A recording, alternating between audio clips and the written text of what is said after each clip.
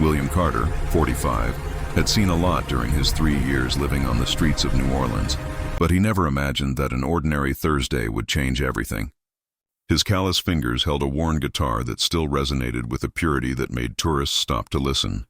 Tyler, 22, was the typical heir to a fortune built on his father's chain of musical instrument stores. Flaunting a Rolex, he laughed loud enough for William to hear. "I bet he can't even read music properly. Wants to make easy money playing beggars' music." What Tyler didn't know was that 3 years ago, William had lost everything: his career, his family, his reputation, due to a false accusation that destroyed his life in a matter of hours. "Pick a song." "Any song," Tyler said, approaching with a cruel smile. "If you can play it right, you get my Tesla. But when you fail, you'll never show up on this corner again." William looked up, revealing a gaze that carried much more depth than anyone expected. "Any song?" "Any," Tyler repeated confidently. "How about Asturias by Albeniz?" "The full version without mistakes." The street musicians nearby stopped. Asturias was one of the most technically challenging pieces in the classical guitar repertoire, requiring years of formal study. William smiled for the first time, a smile that carried secrets Tyler was about to discover in the most humiliating way possible. "You know what amuses me the most?" Tyler continued. "You people always think music is just feeling and soul. But real classical music is pure technique, discipline, formal education, things you buy, not improvise on the street." The phrase hit William like a physical slap. 3 years ago, he was Dr. William Carter, full professor of music performance at Tulane University with 2 master's degrees and a doctorate in classical music. His specialty, Spanish composers such as Albeniz. He had devoted 20 years building one of the most respected classical guitar programs in the South. "Well," William said calmly. "Let's see if feeling and soul are enough." Tyler laughed, taking out his cell phone. "A beggar thinks he can play professional classical music." William had lost his academic career because he refused to accept bribes from wealthy parents. A forged complaint was enough to destroy 2 decades of reputation. Without resources to defend himself against expensive lawyers, he lost everything, even contact with his daughter. "How about we up the ante?" Tyler sneered. "If you fail, you pay me $500. What if I can play the entire piece without mistakes?" "Impossible," Tyler said. "But if you do, in addition to the Tesla, I'll post on my social media that I was wrong about you." Tyler had 200,000 followers. A public apology would be seen by hundreds of thousands. "I accept," said William. The first chord of Asturias echoed through Bourbon Street with a clarity that made conversation stop abruptly. Each note resonated with precision that made nearby musicians look at each other in surprise. Tyler felt discomfort. "Wait, that guitar has been modified. Would you like to examine it?" William asked calmly. Tyler inspected it roughly, finding only worn wood and rusty strings. "Continue, but I want to see you play the fast part without missing a single note." Then a familiar voice cut through the tension. "William? William Carter?" Professor Marcus Thompson, elegantly dressed, approached. It was William's former colleague from Loyola University. "Marcus," said William. "I didn't expect to see you here." Tyler joined in. "You two know each other. Perfect. You can witness your friend's miserable failure." "And you are?" Marcus asked. "Tyler Blackstone. My father owns Blackstone Music, the largest chain of instrument stores in the South." Marcus frowned. "The company was known for questionable practices. William, may I ask what piece you're playing?" "Asturias, complete version," William replied. "Young Mr. Blackstone chose it himself." Marcus smiled. "Tyler, do you have any idea who you're challenging?" "A beggar who thinks he can play classical music," Tyler replied dismissively. Marcus took out his cell phone and started recording. Tyler Blackstone betting a Tesla against a homeless black man. "This will be interesting to document." "What are you doing?" Tyler asked nervously. "Recording a historic moment," Marcus replied. "Go on, William." The opening chords flowed from the battered guitar with perfection that drowned out the noise of Bourbon Street. William wasn't just playing the piece, he was redefining how it should sound. Tyler felt the blood drain from his face. This was the fluid interpretation of someone who had mastered not only the notes, but the soul of the composition. "That's impossible," Tyler muttered.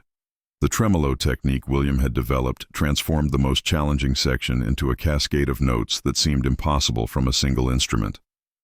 His fingers danced with speed and precision that left musicians gaping. "My God," whispered a tourist. "He's playing 3 different melodies at the same time." "Stop," Tyler said, his voice breaking. "Stop that now," William continued, absorbed in the music. For the first time in 3 years, he was playing as Dr. William Carter, not as the beggar on the streets. "I said stop," Tyler shouted, lunging forward. Marcus blocked his path. "Touch him, and you'll have more trouble than a lost bet."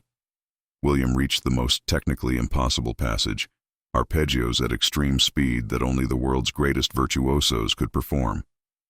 He played it flawlessly with improvised variations that demonstrated complete mastery. The crowd was substantial. People recorded with cell phones. Even police officers approached. "Tyler," Marcus said, still recording, "do you have any idea who you've challenged?" "I don't care who he was," Tyler replied, voice shaking.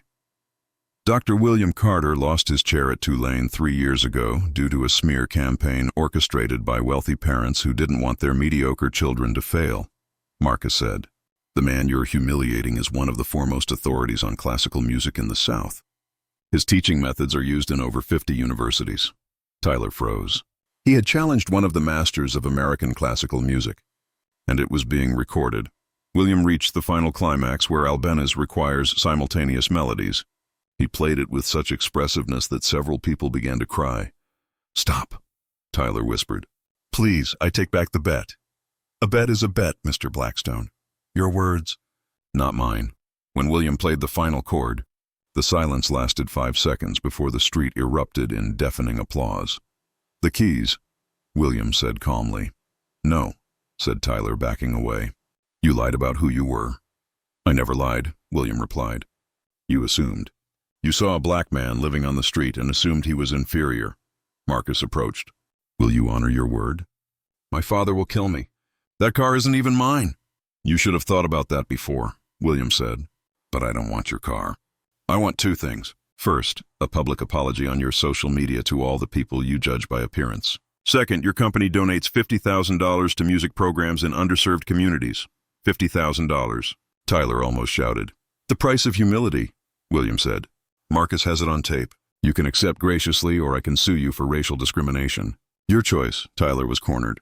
"Okay," he whispered. "I'll do what you asked." Marcus grabbed William's arm. "This isn't over. You need to get back into academia." "Thanks, Marcus," William said. "But first I need to play a few more songs. It's been 3 years since I felt the music flow like this." 3 months later, the video went viral with over 15 million views. Tulane University investigated the false accusations. The forged documents were exposed and those responsible faced legal consequences. William was reinstated and promoted to director of the new Center for Musical Justice, offering free music education to underserved communities. Tyler's life changed completely. The viral video turned him into a national symbol of privilege and prejudice. He lost 150,000 followers. His father's company was boycotted and ended up donating $200,000 to music programs. Tyler was required to take sensitivity courses and volunteer at Williams Center 3 times a week. During community service, Tyler approached William. "Dr. Carter, I need to apologize for assuming you were inferior just because of your appearance." William nodded. "Tyler, you've learned a lesson many never learn. A person's true value isn't in what they have, but in what they can create, contribute, and overcome. How did you manage to keep playing after losing everything?" "Music isn't found in expensive conservatories," William explained. "It's here," he tapped his chest. "When you truly understand this, external circumstances become only temporary obstacles." 6 months later, William performed at Carnegie Hall. The theater was sold out. "Tonight, I'll start with Asturias," he announced, "a piece that recently reminded me that true music transcends all artificial barriers society tries to build." The performance was transcendental. The concert raised over $500,000 backstage. William found Tyler volunteering at the event. "I wanted to see you play on a stage you deserve," Tyler explained. "And thank you for teaching me that humility is not a weakness." William extended his hand. Everyone deserves a second chance to learn who they really are. Today, William Carter is nationally recognized as one of the most innovative music educators in the United States. His center has expanded to 15 cities, impacting over 10,000 children annually. He reconciled with his daughter, Tyler completed his community service and resumed music studies with a different perspective. He now studies music education and works at the center by choice. The lesson transcended music and prejudice.